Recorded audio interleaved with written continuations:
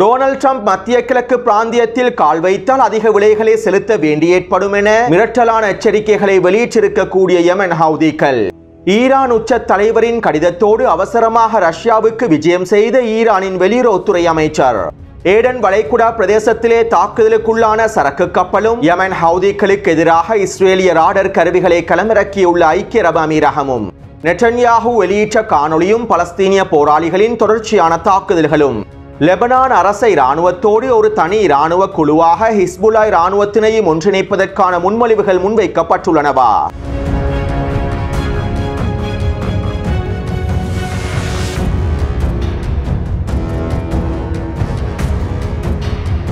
அமெரிக்காவை அளிக்கக்கூடிய சீனாவின் அதிரடியான முடிவுகள் தொடர்பாக இன்சைட் உலகம் சேனலில் தனியான காணொலி ஒன்றினை பதிவிட்டுள்ளேன். தற்போது அமெரிக்காவுக்கும் சீனாவுக்கும் இடையில் ஏற்பட்டிருக்கக்கூடிய உச்சக்கட்ட பதற்றம் தொடர்பாக இந்த காணொலியின் மூலமாக உங்களுக்கு தெளிவாக புரிந்து கொள்ளலாம். மேலும் குறித்த காணொலியின் லிங்கினை கீழே பதிவிட்டுள்ளேன். துரோகி அப்பாஸின் பலஸ்தீனிய அதிகார சபைக்கு கிடைக்கக்கூடிய நன்கொடைகளும் பல மில்லியன் டாலர் பணமும் பலஸ்தீனிய மக்களுக்கு எதிராகவும் பலஸ்தீனிய போராளிகளுக்கு எதிராகவுமே பயன்படுத்தப்படுகின்றன. வெஸ்ட் பேங்க் பிரதேசத்தில் இருக்கக்கூடிய பலஸ்தீனிய மக்களுக்கு எதிராக மாத்திரமல்லாமல் காசாவில் இருக்கக்கூடிய பலஸ்தீனிய மக்களுக்கு எதிராகவும் துரோகி அப்பாஸின் பலஸ்தீனிய அதிகார சபையின் நன்கொடைகள் அனைத்தும் பயன்படுத்தப்படுவதாக பலஸ்தீனிய ஆய்வாளர்களே குற்றம் சுமத்தியுள்ளார்கள். மேலும் பலஸ்தீனிய ஆய்வாளர்கள் இவை தொடர்பாக இன்னும் சில முக்கியமான தகவல்களையும் வெளியிட்டுள்ளார்கள். அதாவது ஒவ்வொரு நாடுகளிலும் இருக்கக்கூடிய பலஸ்தீனிய தூதரகங்கள் துரோகி அப்பாஸினுடைய பலஸ்தீனிய அதிகார சபையோடு இணைக்கப்பட்டுள்ளன. பலஸ்தீனிய அதிகார சபையே தற்போது பலஸ்தீனிய நிர்வாகத்தின் உத்தியோகபூர்வமான நிர்வாக அலகாக காணப்படுவதனால் அனைத்து பலஸ்தீனிய தூதரகங்களும் பலஸ்தீனிய அதிகார சபையோடு இணைக்கப்பட்டுள்ளன. அது மட்டுமல்லாமல் ஒவ்வொரு நாடுகளிலும் இருக்கக்கூடிய பலஸ்தீனிய தூதரகங்களுக்கு வழங்கப்படுகின்ற நன்கொடைகள் அனைத்தும் துரோகி அப்பாஸினுடைய பலஸ்தீனிய அதிகார சபையையே வந்தடைகின்றன. வெஸ்ட் பேங்க் பிரதேசத்தில் இருக்கக்கூடிய பலஸ்தீனிய மக்களுக்காகவும் காசாவில் இருக்கக்கூடிய பலஸ்தீனிய மக்களுக்காகவும் சர்வதேசம் முழுவதும் பல நன்கொடைகள் பலஸ்தீனிய தூதரகத்தின் மூலமாக வழங்கப்படுகின்றன. சர்வதேசம் முழுவதும் பல மில்லியன் டாலர் நன்கொடைகள் பலஸ்தீனிய தூதரகத்திடம் ஒப்படைக்கப்படுகின்றன. இவ்வாறு ஒப்படைக்கப்படுகின்ற மில்லியன் டாலர்களும் பலஸ்தீனிய அதிகார சபையையே வந்தடைகின்றன. இங்கு இருக்கக்கூடிய இன்னும் ஒரு மிக முக்கியமான விடயம் என்னவென்றால் துரோகி அப்பாஸினுடைய பலஸ்தீனிய அதிகார சபையே PA படைகளையும் வழி நடத்துகின்றது. PA படைகளுக்கு தேவையான அனைத்து விதமான உதவிகளையும் அவர்களுக்கான பாதுகாப்பு காப்பீடுகளையும் பலஸ்தீனிய அதிகார சபையே வழங்குகின்றது. மேலும் வெஸ்ட் பேங்க் பிரதேசத்திலே PA படைகள் இஸ்ரேலிய ஆக்கிரமிப்பு ராணுவத்துடன் ஒன்றிணைந்தே செயற்படுகின்றன. பலஸ்தீனிய போராளிகளுக்கு எதிராகவும் பலஸ்தீனிய போராளிகளின் தாக்குதல்களை முழுமையாக முறியடிப்பதற்கும் பலஸ்தீனிய போராளிகள் தொடர்பான உளவு தகவல்களை பெற்றுக் கொள்வதற்கும் பலஸ்தீனிய போராளி குடும்ப உறுப்பினர்களை கைது செய்வதற்கும் துரோகி அப்பாஸினுடைய PA படைகள் இஸ்ரேலிய ஆக்கிரமிப்பு ராணுவத்திற்கு முழுமையான உதவிகளை வழங்குகின்றன. அது மட்டுமல்லாமல் துரோகி அப்பாஸினுடைய பலஸ்தீனிய அதிகார சபையானது ஊழல் நிறைந்த அழகாகவே காணப்படுகின்றது.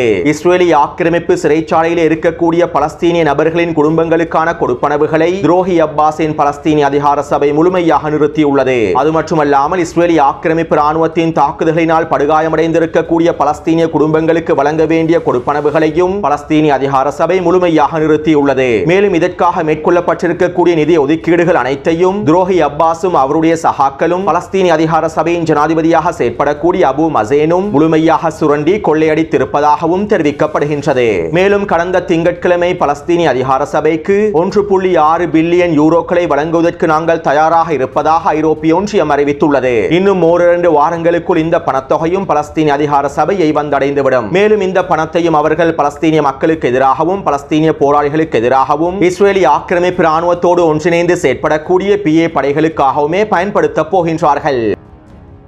அடுத்து துரோகி அப்பாஸினுடைய பலஸ்தீனிய அதிகார சபை ஊழல் மிகுந்த அதிகார சபையாக மாறி இருப்பதனாலும் பலஸ்தீனிய மக்களுக்கு எதிராகவும் பலஸ்தீனிய போராளிகளின் குடும்பங்களுக்கு எதிராகவும் செயற்படுவதன் காரணத்தினாலும் பலஸ்தீனிய ஆதரவு வழக்கறிஞர் குழுக்கள் பலஸ்தீனிய அதிகார சபைக்கு எதிராக வழக்குகளையும் தொடர்ந்துள்ளார்கள். இப்படியான நிலைமையில் பலஸ்தீனிய அதிகார சபையினுடைய நிதி அமைச்சர் ஒமர் பிடார் இவ்வாறு தெரிவித்துள்ளார். பலஸ்தீனிய அதிகார சபைக்கு எதிராக அதிகளவான வழக்குகள் தாக்கல் செய்யப்பட்டுள்ளன. இந்த வழக்குகள் வெற்றியளிக்கும் பட்சத்தில் பலஸ்தீனிய அதிகார சபையானது 5 பில்லியன் டாலர்களுக்கும் அதிகமான பணத்தினை நட்ட ஈடாக வழங்க வேண்டி ஏற்படும். மேலும் இது பலஸ்தீனிய அதிகார சபையினை முழுமையாக திவாலாக்கி விடும் என்றும் பலஸ்தீனிய அதிகார சபையினுடைய நிதி அமைச்சர் தெரிவித்துள்ளார். அடுத்து இது ஒரு புறம் இருக்க, பலஸ்தீனிய அதிகார சபைக்கு கிடைக்கக்கூடிய அதிகளவான நன்கொடைகளிலிருந்து இஸ்ரேலி ஆக்கிரமிப்பு அரசாங்கமும் அதிகளவான பணத்தினை பெற்றுக் கொள்கின்றது. கடந்த ஒரு வருடத்திற்குள் மாத்திரம் பலஸ்தீனிய அதிகார சபையினுடைய நன்கொடை பணத்திலிருந்து $50 மில்லியன் அதிகமான பணத்தினை இஸ்ரேலி ஆக்கிரமிப்பு நிதி அமைச்சர் அக்டோபர் 7ஆம் தேதி தாக்குதலிலே பாதிக்கப்பட்டிருக்கக்கூடிய இஸ்ரேலிய குடும்பங்களுக்கு வழங்கியுள்ளார். மேலும் காசாவின் யுத்தகலத்தில் படுகாயமடைந்திருக்கக்கூடிய இஸ்ரேலி ஆக்கிரமிப்பு சிப்பாய்களுடைய குடும்ப உறுப்பினர்களுக்கும் பலஸ்தீனிய அதிகார சபையினுடைய பணத்தினை பயன்படுத்தி உதவித்தொகைகளையும் வழங்கியுள்ளார். அது மட்டுமல்லாமல் இன்னும் 2 வாரங்களுக்குள் பலஸ்தீன அதிகார சபைக்கு கிடைத்திருக்கக்கூடிய மேலதிக நன்கொடைகளில் இருந்து பாதிக்கப்பட்டிருக்கக்கூடிய சிப்பாய்களுக்கான உதவித்தொகைகளை வழங்குவதற்கு தயாராக வருவதாகவும் இஸ்ரேலி ஆக்கிரமிப்புடைய நிதி அமைச்சர் ஸ்மோட்ரிச் தெரிவித்துள்ளார். எனவே சுருக்கமாக குறிப்பிடுவதாக இருந்தால், ஒவ்வொரு நாடுகளிலும் இருக்கக்கூடிய பலஸ்தீனிய தூதரகங்கள் மூலமாக பலஸ்தீனிய மக்களுக்காக வழங்கப்படுகின்ற நன்கொடைகளும், ஒவ்வொரு நாட்டு அரசாங்கங்களும் பலஸ்தீனிய அதிகார சபைக்கு வழங்கக்கூடிய பல மில்லியன் பில்லியன் டாலர்களும் பலஸ்தீனிய மக்களுக்கு எதிராகவும் பலஸ்தீனிய போராளிகளுக்கு எதிராகவும் பயன்படுத்தப்படுகின்றன. அது மட்டுமல்லாமல் இஸ்ரேலி ஆக்கிரமிப்பு சிப்பாய்களின் குடும்ப உறுப்பினர்களை வலுப்படுத்துவதற்காகவும் இந்த நன்கொடைகள் முழுமையாக பயன்படுத்தப்படுகின்றன. அடுத்து வெஸ்ட் பேங்க் பிரதேசத்திலே இஸ்ரேலி ஆக்கிரமிப்பு தொடர்ச்சியான தாக்குதல்களையும் முற்றுகைகளையும் மேற்கொண்டு வருகின்றது. கடந்த ஒரு வாரமாக நப்லஸ் மற்றும் கல்கிலியா பிரதேசத்தில் இஸ்ரேலி ஆக்கிரமிப்பு அதனுடைய முற்றுகையினை அதிகரித்துள்ளது. இதனால் கடந்த ஒரு வாரத்திற்குள்ளே மாத்திரம் குறித்த பிரதேசங்களில் இருந்து 10,000க்கும் அதிகமான பலஸ்தீனிய மக்கள் வெஸ்ட் பேங்கினுடைய தெற்கு பிரதேசத்தை நோக்கி இடம்பெயர்ந்திருப்பதாகவும் தெரிவிக்கப்படுகின்றது. அத்தோடு பலஸ்தீனிய போராளிகளும் நப்லஸ் மற்றும் கல்கிலியா பிரதேசங்களில் தொடர்ச்சியான தாக்குதல்களை மேற்கொண்டு வருகின்றார்கள். கடந்த 3 நாட்களுக்குள்ளே நப்லஸ் பிரதேசத்தில் பலஸ்தீனிய போராளிகள் 5க்கும் அதிகமான தாக்குதல்களை மேற்கொண்டிருப்பதாகவும் தெரிவிக்கப்படுகின்றது. அது மட்டுமல்லாமல் நேற்றிரவு நப்லஸ் பிரதேசத்திலே வெடிகுண்டு பொறியின் மூலமாக இஸ்ரேலி ஆக்கிரமிப்பின் ஜீப் ஒன்றினை இலக்கு வைத்து தாக்குதல்களை மேற்கொண்டுள்ளார்கள். இந்த தாக்குதல்களிலே 2 இஸ்ரேலி ஆக்கிரமிப்பு சிப்பாய்கள் படுகாயமடைந்திருப்பதாகவும் தெரிவிக்கப்படுகின்றது.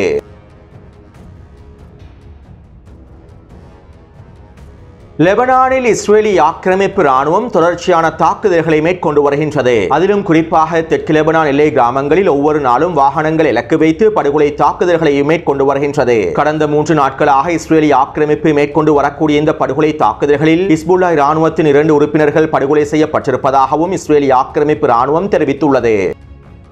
அடுத்து லெபனானினுடைய ஜனாதிபதி ஜோசப் அவுன் இவ்வாறு தெரிவித்துள்ளார். லெபனானுக்குள்ளே இருக்கக்கூடிய அனைத்து ஆயுதங்களும், இராணுவ கட்டமைப்புகளும், இராணுவ தளவாடங்களும் லெபனானினுடைய அரசை இராணுவத்தினுடைய கட்டுப்பாட்டுக்கு கீழால் கொண்டு வருவதற்கான வேலை திட்டங்களை நாங்கள் மும்முரமாக மேற்கொண்டு வருகின்றோம். லெபனான் அரசை இராணுவம் மாத்திரமே அனைத்து விதமான ஆயுதங்களையும் இராணுவ தளவாடங்களையும் வைத்திருக்க முடியும் என்பதற்கான முடிவுகளையும் நாங்கள் எடுத்துள்ளோம். மேலும் நாங்கள் ஹிஸ்புல்லாவோடு கலந்துரையாடல்களை மேற்கொண்டு இந்த வேலை திட்டங்களை வெற்றிகரமாக முடிப்பதற்கான அடுத்த கட்டங்களையும் நகர்த்துவோம். அத்தோடு ஈராக்கில் இருக்கக்கூடிய PMF படைகளும் ஈராக்கிய எதிர்ப்பு குழுக்களும் ஈராக்கிய அரசை இராணுவத்தினுடைய ஒரு பகுதியாக இணைக்கப்பட்டுள்ளன. ஈராக்கிய அரசை இராணுவத்திற்கு கீழால் இருக்கக்கூடிய ஒரு சுயாதீன இராணுவமாகவே இந்த PMF படைகளும் ஈராக்கிய எதிர்ப்பு கூட்டமைப்புகளும் காணப்படுகின்றன. ஆனால் நாங்கள் ஹிஸ்புல்லா இராணுவத்தினை லெபனான் அரசை இராணுவத்தோடு இவ்வாறு இணைக்கப் போவதில்லை. லெபனான் அரசை இராணுவத்திற்கு கீழால் இருக்கக்கூடிய ஒரு சுயாதீன இராணுவ குழுவாக ஹிஸ்புல்லா இராணுவத்தினை நாங்கள் வழிநடத்தப் போவதும் இல்லை. வேண்டுமானால் ஹிஸ்புல்லா இராணுவத்தினுடைய உறுப்பினர்கள் லெபனானினுடைய அரசை இராணுவத்தில் முழுமையாக இணைந்து கொள்ளலாம். மேலும் நாங்கள் லெபனானின் பாதுகாப்பினை உறுதிப்படுத்துவதற்காக எல்லாவிதமான வேலை திட்டங்களையும் மும்முரமாக மேற்கொண்டு வருகின்றோம் என லெபனானினுடைய ஜனாதிபதி ஜோசப் அவுன் தெரிவித்துள்ளார்.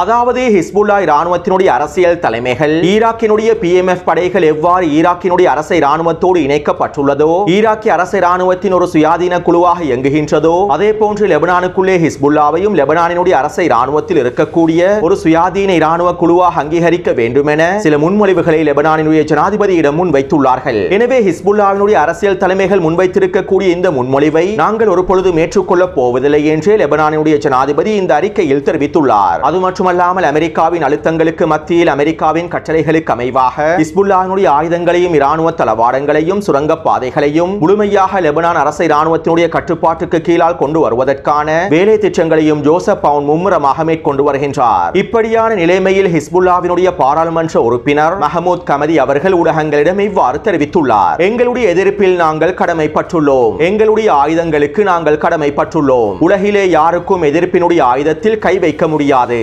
அவ்வாறு எதிர்ப்பினுடைய ஆயுதத்தில் அவர்கள் கை வைக்க விரும்பினால் நிச்சயமாக அவர்களுடைய கைகள் துண்டிக்கப்படும் என ஹிஸ்புல்லா இராணுவத்தினுடைய பாராளுமன்ற உறுப்பினர் ஊடகங்களிடம் தெரிவித்துள்ளார். அத்தோடு லெபனான் அரசாங்கம் ஹிஸ்புல்லாவுக்கு எதிராகவும் ஏனைய எதிர்ப்பு குழுக்களுக்கு எதிராகவும் அனைத்து விதமான வேலை திட்டங்களையும் சூழ்ச்சி திட்டங்களை மேற்கொண்டாலும் இவை அனைத்தும் இறுதியில் தோல்வியில் தான் முடிவடையும் என்பதனை விரைவில் ஜோசப் பவுன் தெளிவாக புரிந்து கொள்வார் என ஊடகவியலாளர் கலீல் நஸ்ருல்லா அவர்கள் தெரிவித்துள்ளார்.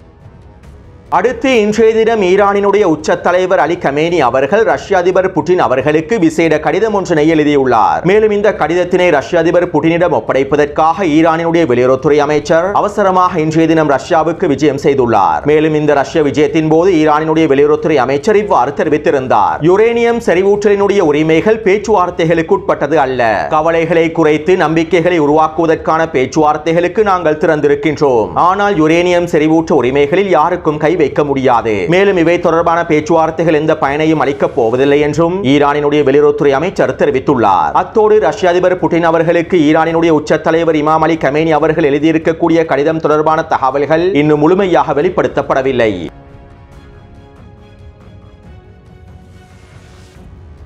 யமனுக்கான சுங்க கட்டணங்கள் அனைத்தையும் நாங்கள் முழுமையாக நீக்குகின்றோம். மேலும் எங்களுடைய சந்தைகள் எந்தவிதமான கட்டுப்பாடுகளும் இல்லாமல் யமனுக்கு திறந்திருக்கும் என சீனாவினுடைய வெளியுறவுத்துறை அமைச்சகம் தெரிவித்துள்ளது. அதே நேரம் சீனாவினுடைய அனைத்து கப்பல்களும் சீனாவின் நிறுவனங்களோடு தொடர்புகளை வைத்திருக்கக்கூடிய அனைத்து கப்பல்களும் செங்கடல் பிரதேசத்தினூடாக பாதுகாப்பாக பயணிப்பதனால் யமனுக்கு பல உதவி திட்டங்களை மேற்கொள்வதற்கு சீனா முன்வந்திருப்பதாகவும் தெரிவிக்கப்படுகின்றது. அத்தோடு நேற்றிரவு ஏடன் வளைகுடா பிரதேசத்தில் அமெரிக்க நிறுவனத்திற்கு சொந்தமான சரக்கு கப்பல் ஒன்று வைக்கப்பட்டு தாக்குதலுக்குள்ளாக்கப்பட்டுள்ளது. சர்வதேச கப்பல் போக்குவரத்து பாதுகாப்பு மையமே இதனை உறுதிப்படுத்தியுள்ளது. யமன் ஹவுதிகளுடைய தடைகளை மீறி இந்த கப்பல் செயற்பட்டதன் காரணத்தினாலேயே யமன் ஹவுதிகள் இந்த கப்பல் இலக்கு வைத்து தாக்குதல்களை மேற்கொண்டிருப்பதாகவும் தெரிவிக்கப்படுகின்றது. அடுத்து யமன் அன்சாருல்லாவின் அரசியல் பணியகத்தினுடைய உறுப்பினர் முகமது அல் புகாத்தி அவர்கள் இவ்வாறு தெரிவித்துள்ளார். யமனுக்குள்ளே அமெரிக்கா பெரிய தரைவழி தாக்குதல்களை ஆரம்பிப்பதற்கான வேலை திட்டங்களை மும்முரமாக மேற்கொண்டு வருகின்றது. துரோகிகளை பயன்படுத்தியும் அடிமைகளை பயன்படுத்தியும் யமனுக்குள்ளே மிகப்பெரிய இராணுவ நடவடிக்கைகளை மேற்கொள்வதற்கான வேலை திட்டங்கள் ஆரம்பிக்கப்பட்டுள்ளன. இருப்பினும் எங்களுடைய இராணுவம் எல்லாவற்றிற்கும் தயாராகவே இருக்கின்றார்கள். எங்களுடைய இராணுவமும் யமன் மக்களும் இந்த துரோகிகளுடைய அடிமைகளுடைய இராணுவ நடவடிக்கைகளை முழுமையாக முறியடிப்பதற்கு வலுவாகவும் உறுதியாகவுமே இருக்கின்றார்கள். மேலும் அமெரிக்கா யமனுக்குள்ளே களமிறங்கும் சந்தர்ப்பத்தில் உண்மையான போர் எவ்வாறு அமைந்திருக்கும் என்பதனை புரிந்து கொள்வார்கள் என முகமது அல் புகாத்தி அவர்கள் ஊடகங்களிடம் தெரிவித்துள்ளார். அடுத்து ஜோ பைடனின் நிர்வாகம் 15 மாதமாக யமன் ஹவுதிகளுக்கு எதிராக 240க்கும் அதிகமான வான்வழி தாக்குதல்களை மேற்கொண்டுள்ளது. அதே நேரம் கடந்த 4 வாரங்களுக்குள் மாத்திரம் டொனால்ட் ட்ரம்பின் நிர்வாகம் யமன் ஹவுதிகளுக்கு எதிராக 450க்கும் அதிகமான வான்வழி தாக்குதல்களை மேற்கொண்டுள்ளது. ஒப்பீட்டளவில் ஜோ பைடனின் நிர்வாகத்தை விட டொனால்ட் ட்ரம்பின் நிர்வாகம் யமன் ஹவுதிகளுக்கு எதிராக பல மடங்கு தாக்குதல்களை அதிகப்படுத்தியுள்ளார்கள். இருப்பினும் எந்தவிதமான விளைவுகளையும் டொனால்ட் ட்ரம்பின் நிர்வாகமும் செங்கடல் பிரதேசத்திலே அடைந்து கொள்ளவில்லை என அமெரிக்க ஆய்வாளர்களும் கருத்துக்களை வெளியிட்டுள்ளார்கள். இப்படியான நிலைமையில் யமன் ஹவுதிகளுடைய தலைமைகள் டொனால்ட் ட்ரம்புக்கு எதிரான நேரடியான எச்சரிக்கைகளையும் வெளியிட்டுள்ளார்கள். அடுத்த மாதம் டொனால்ட் ட்ரம்ப் சவுதி அரேபியாவுக்கும் ஐக்கிய அரபு அமீரகத்திற்கும் கத்தாருக்கும் விஜயம் செய்வதற்கு திட்டமிட்டுள்ளார். இதனாலேயே தற்போது யமனினுடைய தலைமைகள் டொனால்ட் ட்ரம்புக்கான எச்சரிக்கைகளை வெளியிட்டுள்ளார்கள். காசா பாதுகாப்பாக இல்லாமல் டொனால்ட் ட்ரம்பின் மத்திய கிழக்கு பிராந்திய வருகை பாதுகாப்பாக இருக்காது. டொனால்ட் ட்ரம்ப் மத்திய கிழக்கு பிராந்தியத்தில் கால் வைத்தால் அவர்கள் அதிகளவான விலைகளை செலுத்த வேண்டி ஏற்படும். மேலும் பலஸ்தீனிய மக்களுக்கு எதிராகவும் யமன் மக்களுக்கு எதிராகவும் அமெரிக்கா மேற்கொண்டு வரக்கூடிய தாக்குதல்களுக்கு சிறந்த பதிலடிகளையும் அவர்கள் பெற்றுக் கொள்வார்கள். எனவே டொனால்ட் ட்ரம்ப் மத்திய கிழக்கு பிராந்தியத்தில் கால் வைப்பது எங்களுடைய அடுத்த கட்ட தாக்குதல்களை வீரியப்படுத்தும் என யமன் தலைமைகளில் ஒருவரான ஹொஷாம் அல் ஆசாத் அவர்கள் தெரிவித்துள்ளார். அடுத்து யமன் ஹவுதிகளுடைய தாக்குதல்களை கண்காணிப்பதற்காகவும் யமனிலிருந்து ஏவப்படுகின்ற ட்ரோன்களையும் பலஸ்டிக் ஏவுகணைகளையும் முழுமையாக இனங்கண்டு கொள்வதற்காகவும் யமன் ஹவுதிகளுடைய தாக்குதல்களை தடுத்து நிறுத்துவதற்காகவும் ஐக்கிய அரபு அமீரகம் சோமாலியா நாட்டினுடைய பண்ட்லாண்ட் பிரதேசத்தில் இஸ்ரேலி ஆக்கிரமிப்பின் மிக முக்கியமான நவீன ரேடர் கருவியான ELM-2084 ரேடர் கருவிகளை களமிறக்கியுள்ளது. கடந்த வாரம் தான் ஐக்கிய அரபு அமீரகம் சோமாலியாவின் பண்ட்லாண்ட் பிரதேசத்தில் இருக்கக்கூடிய விமான கட்டளை தளத்தில் இஸ்ரேலி ஆக்கிரமிப்பின் இந்த ரேடர் கருவிகளை களமிறக்கியுள்ளது என பண்ட்லாண்ட் பிரதேசத்தில் இருக்கக்கூடிய இராணுவ ஊடகவியலாளர்கள் உறுதிப்படுத்தியுள்ளார்கள். மேலும் குறித்த செயற்கைக்கோள் புகைப்படத்தின் மூலமாகவும் இது உறுதிப்படுத்தப்பட்டுள்ளது. ஈரான் சூடானின் துறைமுக பிரதேசத்தில் எவ்வாறு நவீன வான் பாதுகாப்பு அமைப்புகளை களமிறக்கி இருக்கின்றதோ தற்போது யமன் ஹவுதிகளை கட்டுப்படுத்துவதற்காகவும் அவர்களை முழுமையாக கண்காணிப்பதற்காகவும் யமன் ஹவுதிகள் ஐக்கிய அரபு அமீரகத்திற்கு எதிராக தாக்குதல்களை மேற்கொள்ளும் சந்தர்ப்பத்தில் அவற்றினை விரைவாக கண்டறிவதற்காகவும் ஐக்கிய அரபு அமீரகம் இஸ்ரேலி ஆக்கிரமிப்பின் ராடர் கருவிகளை சோமாலியா பிரதேசத்திலே களமிறக்கியுள்ளது.